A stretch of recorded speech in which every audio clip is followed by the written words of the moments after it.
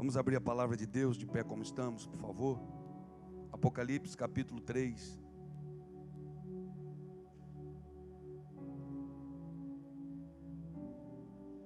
Vamos continuar ouvindo o que o Espírito Santo tem a dizer às igrejas.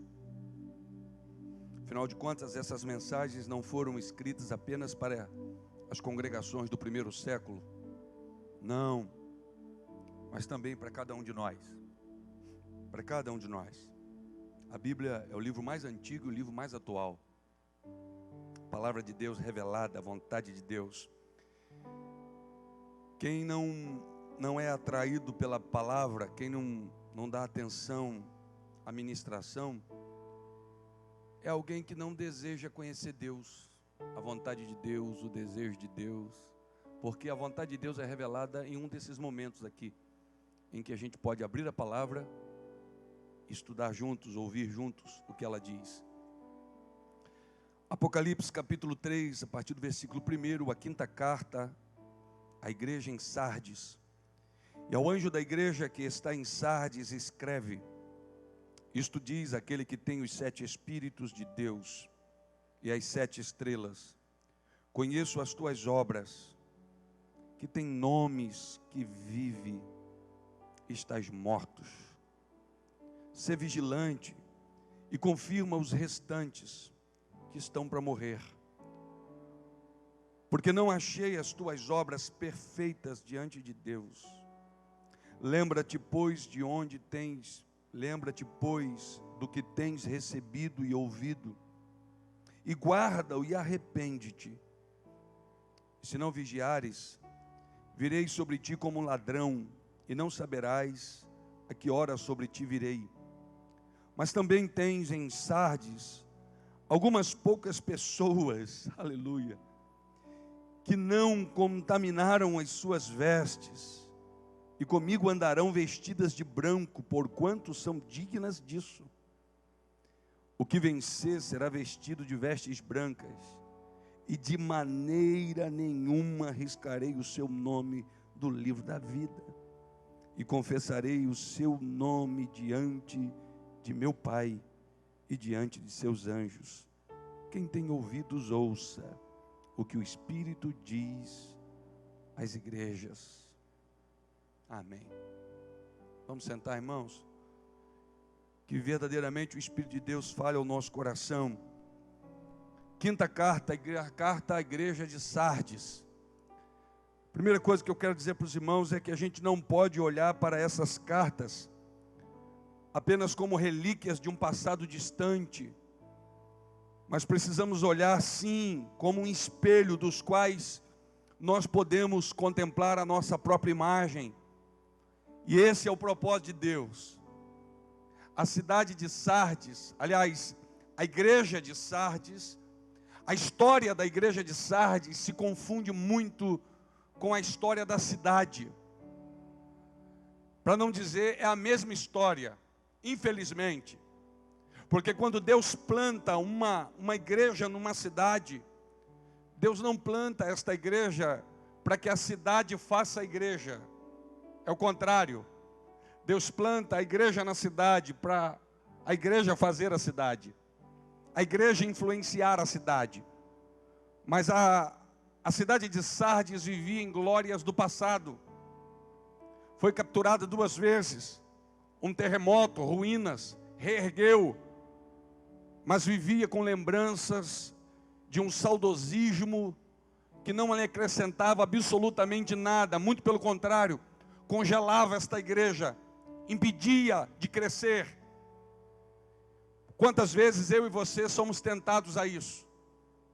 Na minha história no Evangelho, eu vivi tempo suficiente para conhecer pessoas que hoje estão apáticas, abatidas, para não dizer mortas espiritualmente. E quando você vai conversar, ela se apoia, se debruça nas glórias do passado, nas coisas que fizeram lá atrás. No entanto, a vida com Deus é uma dinâmica, é uma aventura, e o propósito é vivermos novidade de vida, e uma novidade crescente. A cidade de Sardes Ela era uma cidade extremamente importante. Ficava a 80 quilômetros de Éfeso, no entroncamento de 5 grandes estradas, de modo que era um centro comercial importantíssimo, uma cidade imponente, uma cidade de visibilidade, uma cidade de envergadura. Também era conhecida pela produção de vestes de lã, e essa informação parece não ser tão importante, até que a gente vai ao final das palavras de Deus para esta igreja. Era uma cidade conhecida pela produção de roupas de lã. Guarde essa informação. Porém, naquele tempo, a cidade não passava de uma sombra do seu antigo resplendor. E isso aqui é triste. Isso daqui, eu não sei o quanto mexe com os irmãos, mas mexe comigo. Isso aqui me chacoalha.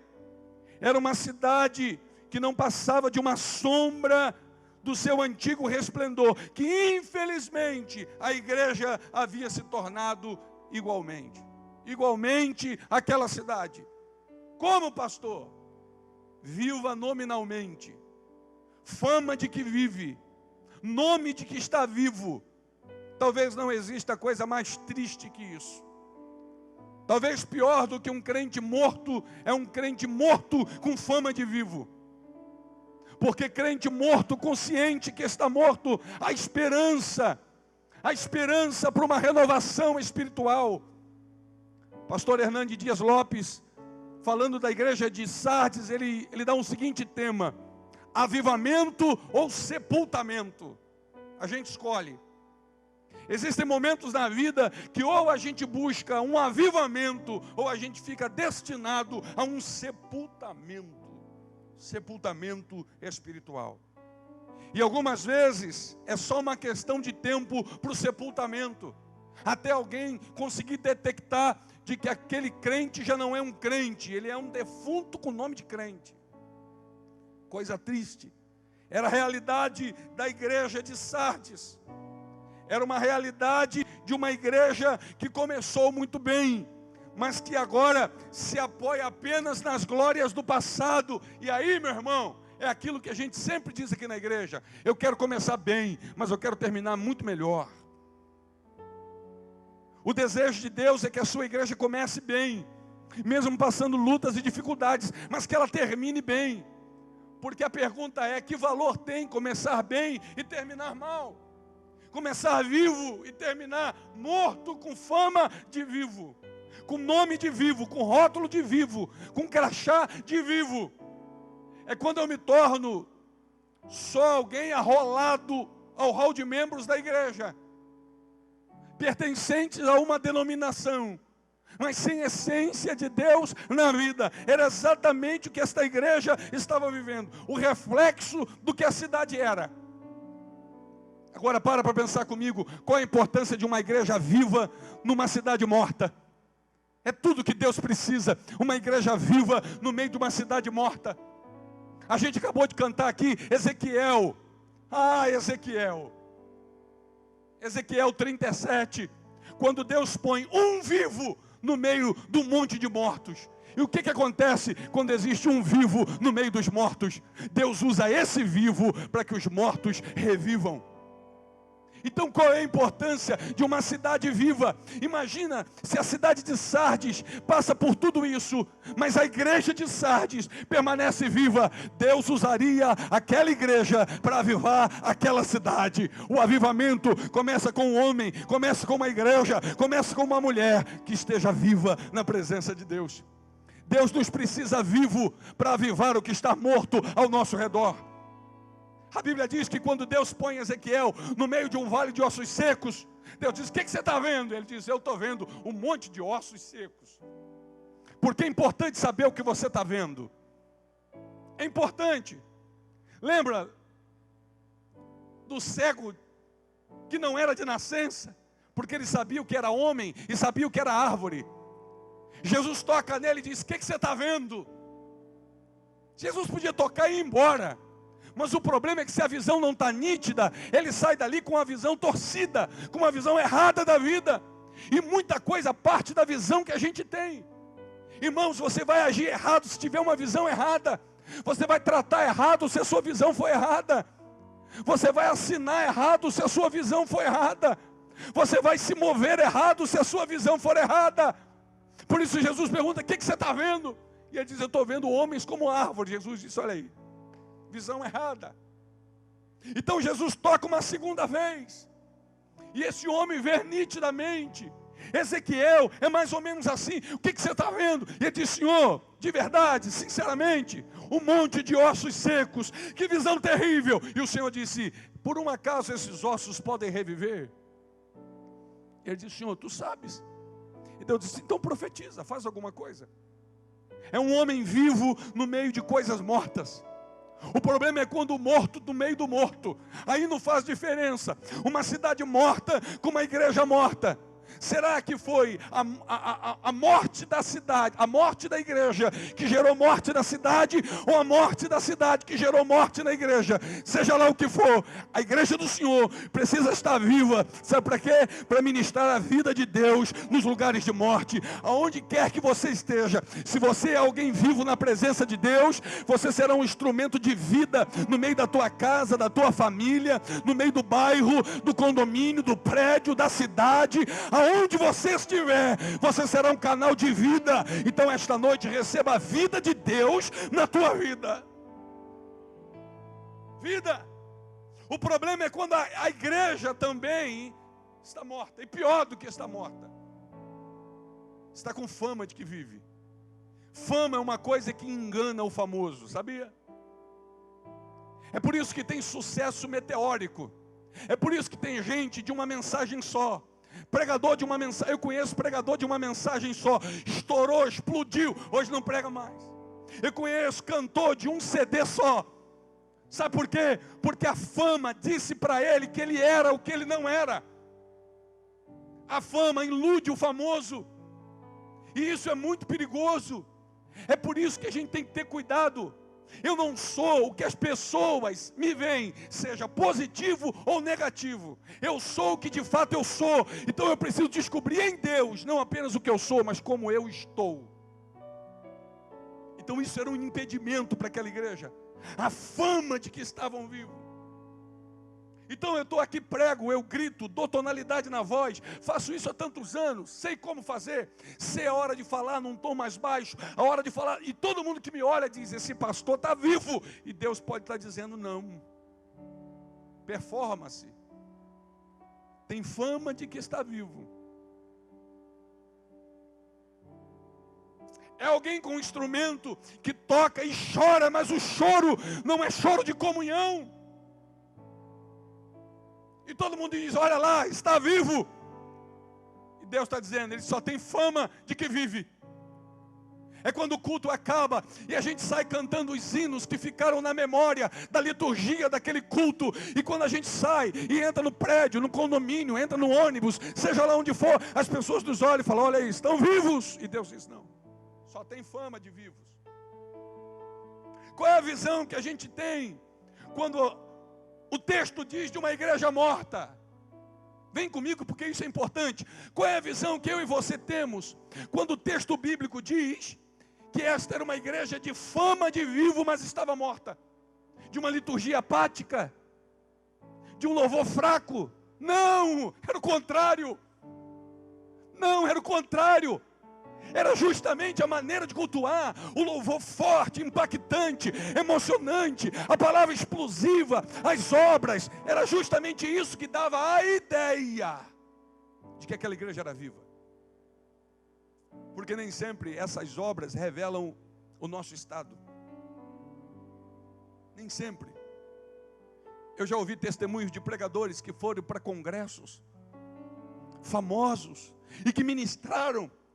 E aquela noite vidas choraram, vieram à frente, se converteram. Outras foram batizadas com o Espírito Santo. E quando acabou, ele foi para o hotel chorar, morto, seco, dizendo: Deus, e eu? Fama de que vive, mas estão mortos. Que o Senhor nos guarde na noite deste dia. Nomenclatura de vivo, credencial de vivo, aparência de vivo. Alguém disse que muito das atividades litúrgicas da igreja dão a sensação, o nosso trabalho, o nosso louvor, os enfeites, os arranjos, as programações, a agenda da igreja, muitas das vezes dá a ideia de uma igreja viva, mas são apenas flores que ornamentam o caixão de um defunto.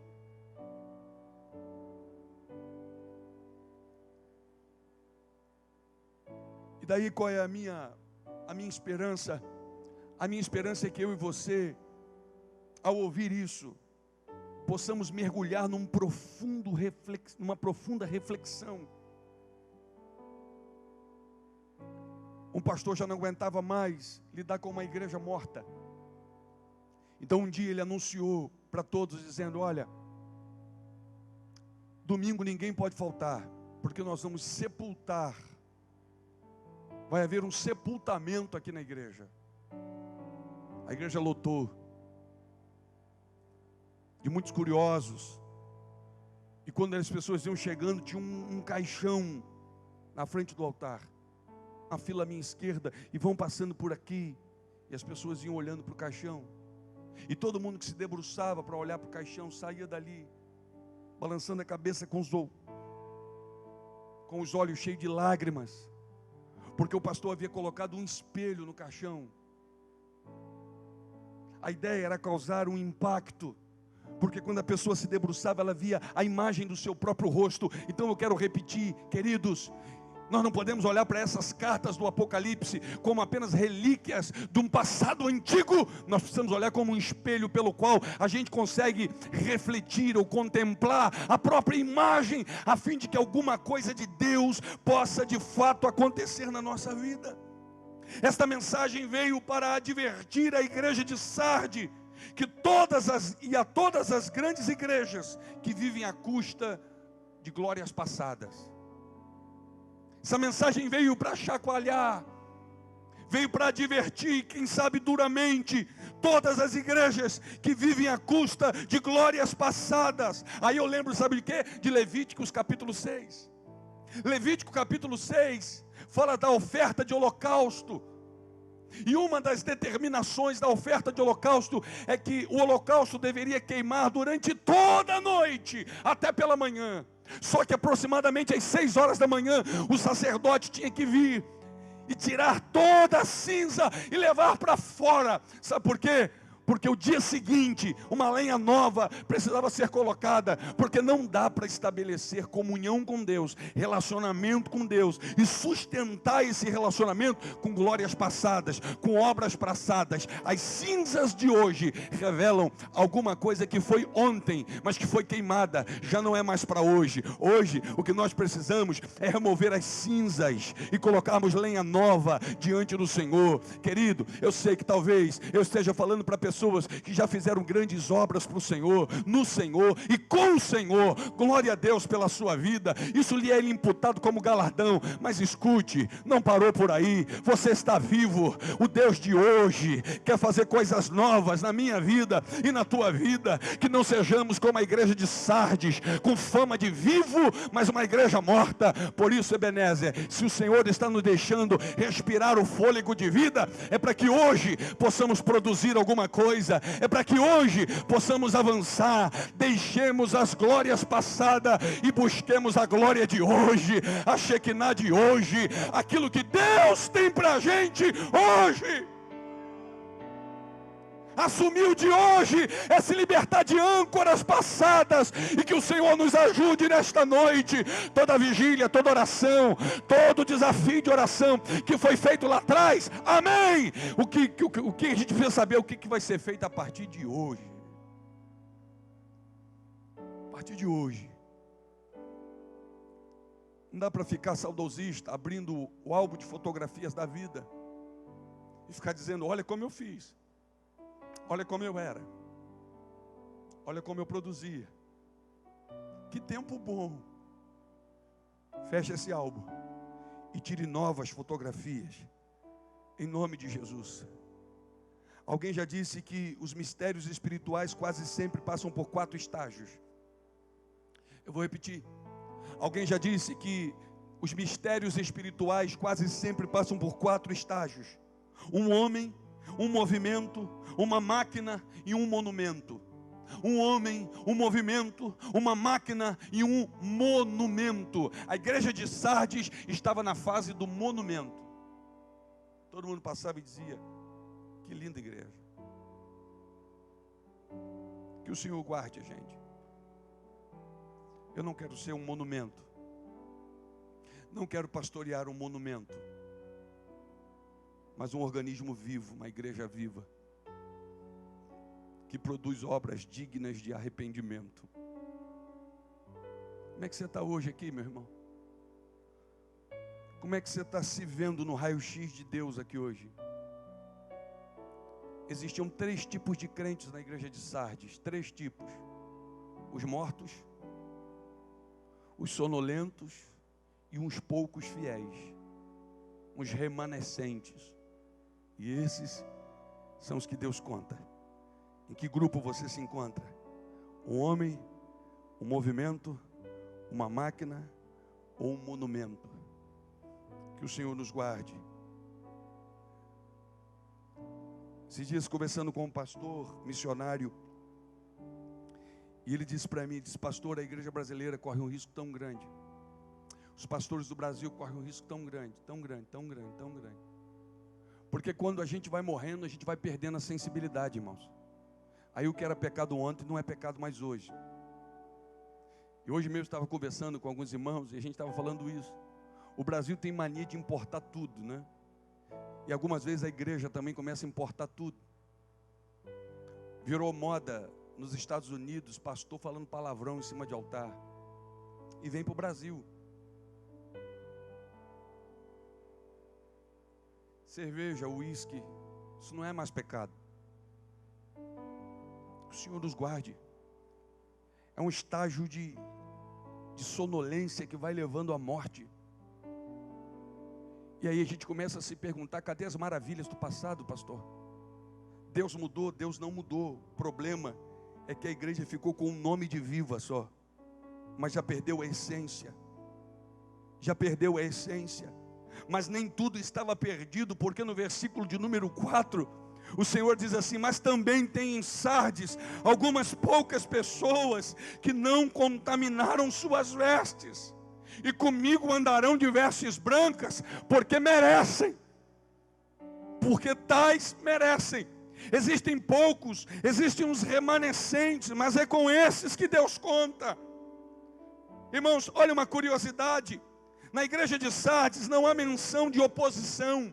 Na igreja de Sardes não há menção de perseguição. Você não vê falar de nicolaítas, você não vê falar de Jezabel, você não vê falar dos balaitas, você não vê falar de perseguição. Você não vê nada disso na igreja de Sardes. Era uma igreja que não sofria oposição.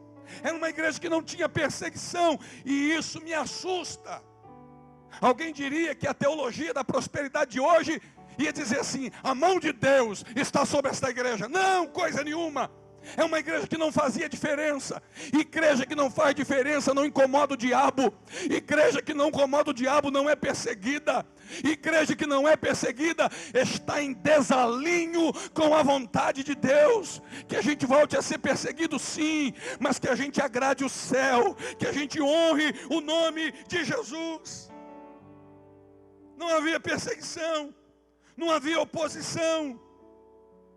Mas quer saber? Seria melhor que houvesse algum sofrimento. Que isso, pastor? Sim. Me perdoe a contramão do que se prega e do que se deseja ouvir hoje. Mas seria melhor para a igreja de Sardes que se houvesse algum sofrimento.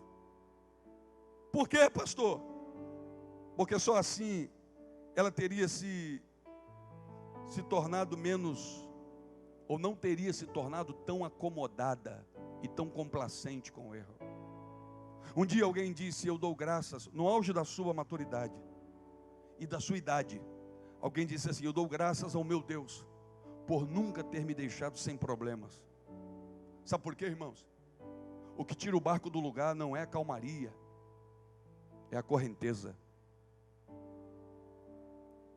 Vai ficando acomodado.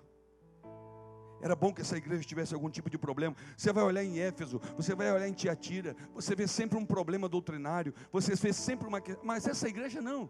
Essa igreja aparentemente era perfeita.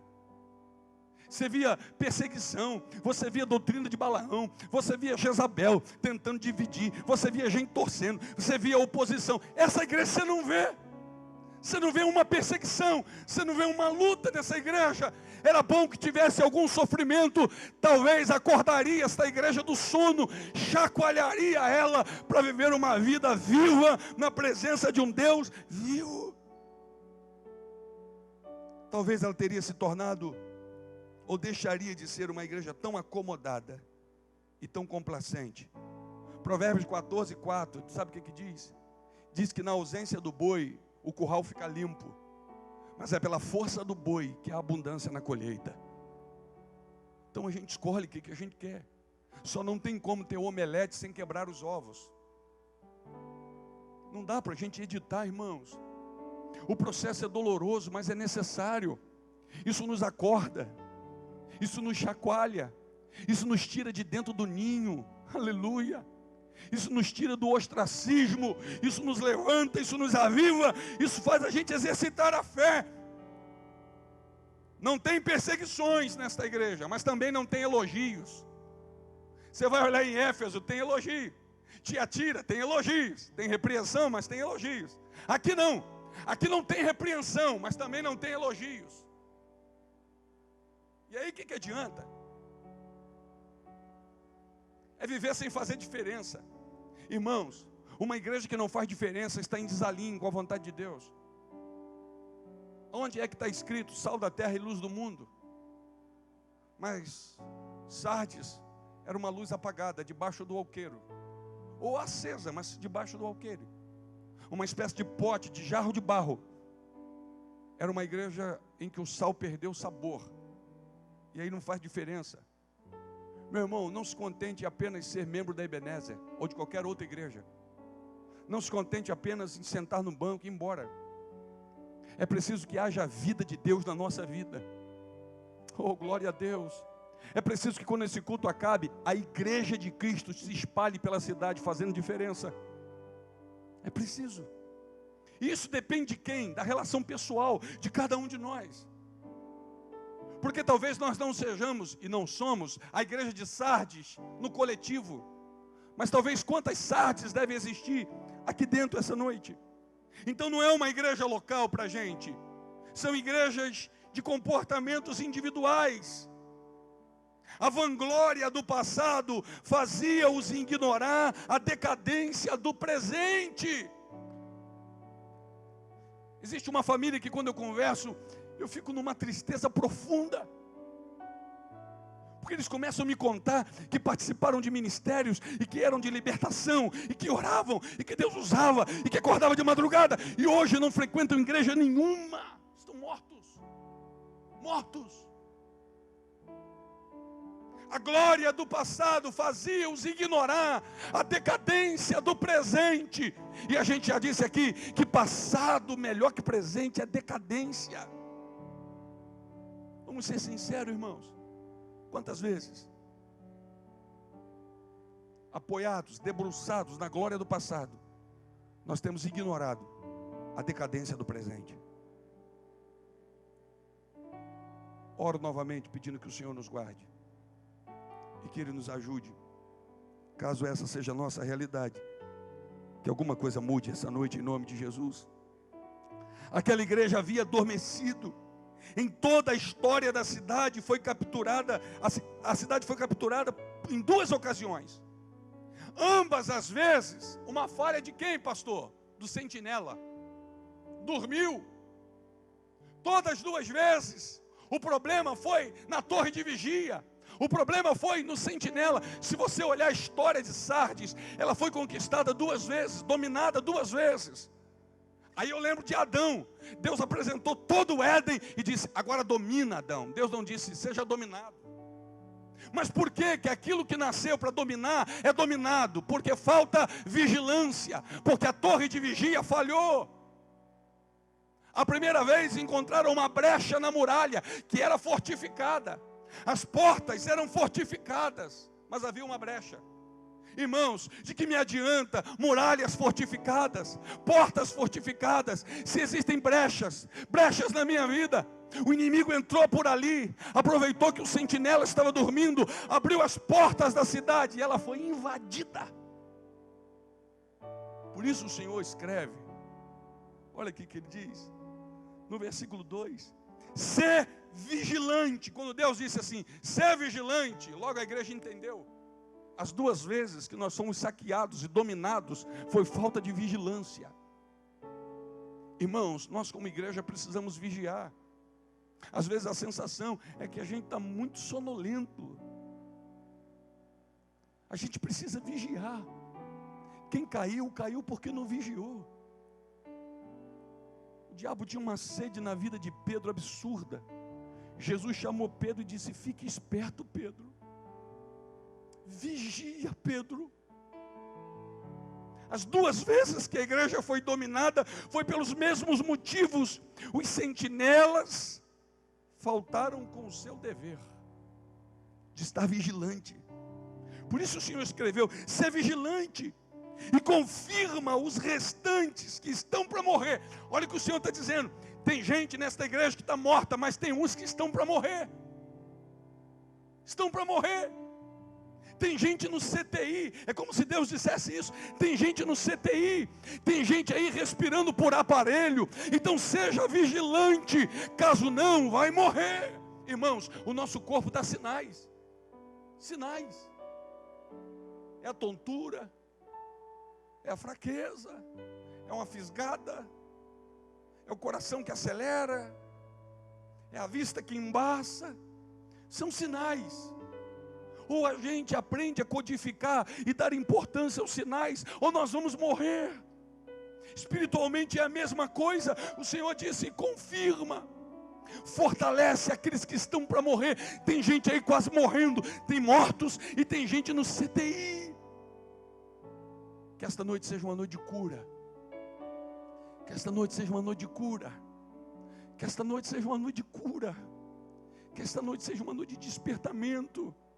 Porque eu vou voltar a repetir, não podemos olhar para essas cartas apenas como relíquias de um passado antigo, mas como um espelho que reflete a nossa própria imagem, a fim de que a gente também seja diagnosticado. Ô irmão, irmã, jovem, adolescente, você que está em casa, honestamente, qual seria o teu diagnóstico nessa noite? O diagnóstico de Deus para aquela igreja foi, vocês estão mortos. Quem olha para vocês, o culto de vocês, o louvor de vocês, a mensagem de vocês, as festas de vocês, tem uma falsa sensação de que vocês estão vivos. Mas eu ando no meio dos 7 castiçais. Eu vejo tudo. Eu conheço tudo. E eu digo que vocês, embora com fama de vivo, vocês estão mortos. Faltou vigilância. Quando o cristão se acostuma com as bênçãos e se torna complacente com o seu ministério, o inimigo encontra uma brecha para poder entrar. Eu vou repetir. Quando um cristão, quando um servo de Deus se acostuma com as bênçãos, e aí é o problema. O sucesso, o conforto é um terreno minado. A gente vai se acostumando com as bênçãos. E aí o cara bota um gancho numa parede, bota um gancho na outra, pendura a rede, deita, se balança e canta. Eu quero trabalhar para meu Senhor. Se acostuma com as bênçãos. E a gente vai se afastando, sem perceber. Você vai abrindo concessão. E é justamente essas brechas que o inimigo entra. A causa de tudo isso é porque eles haviam abandonado a vigilância. Havia pecado sim, mas por quê? Falta de vigilância. Havia influência, sim. Complacência, sim. Concessões, sim. Mas porque o sentinela dormiu. O sentinela não vigiou. faltou com o seu dever. E aí o Senhor termina no versículo de número 5, e é interessante, o versículo de número 5 diz: o que vencer será vestido de vestes brancas, e de maneira nenhuma riscarei o seu nome do livro da vida, e confessarei o seu nome diante do meu Pai. Ele fala de duas coisas: vestes brancas e nome.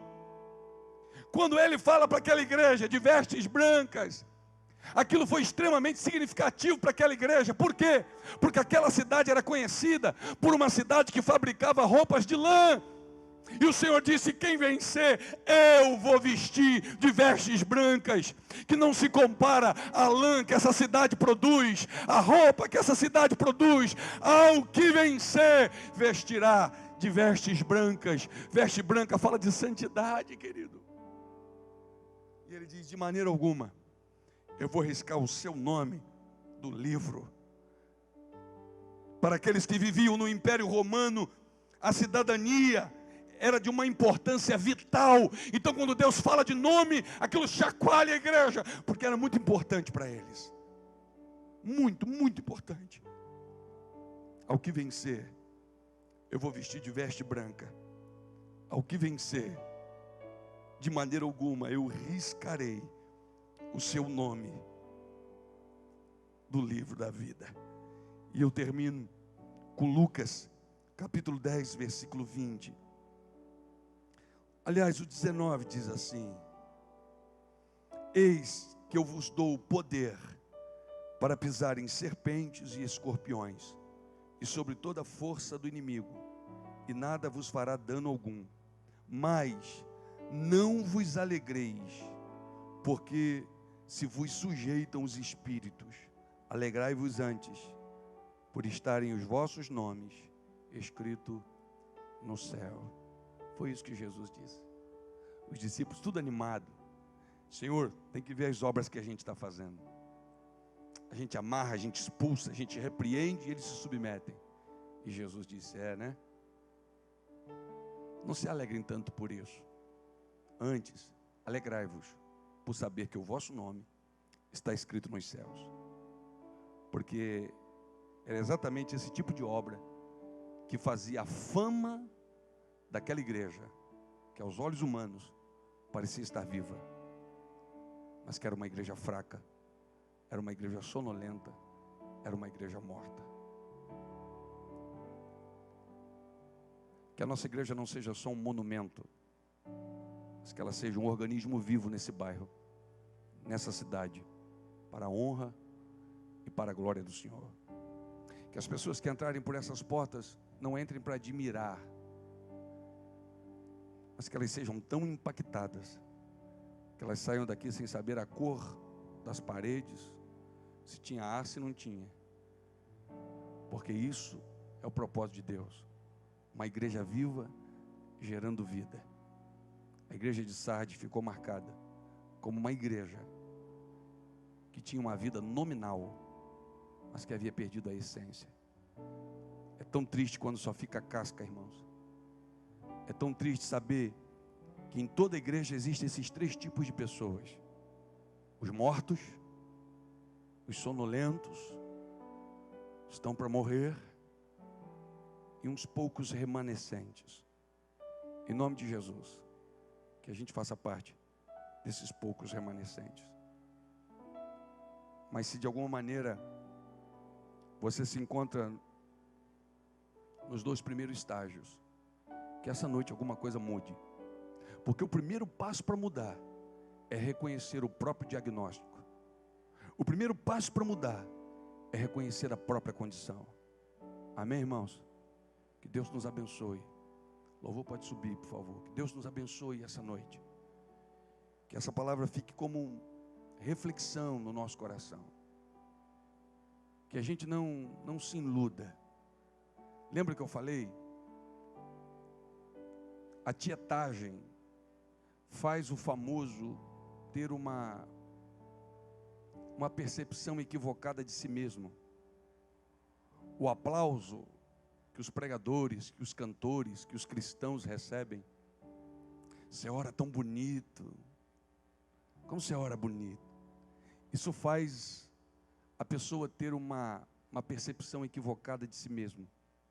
E a menos que a gente tenha o real diagnóstico da nossa vida, a gente vai viver uma vida de engano, mentindo para nós mesmos, sem fazer nenhuma diferença.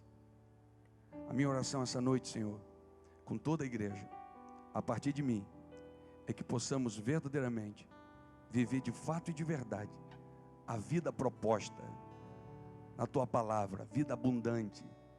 Senhor, nós não queremos ser a igreja do boneco de barro, que tinha olhos, que tinha boca, que tinha pés, que tinha mãos, mas era só um boneco de barro.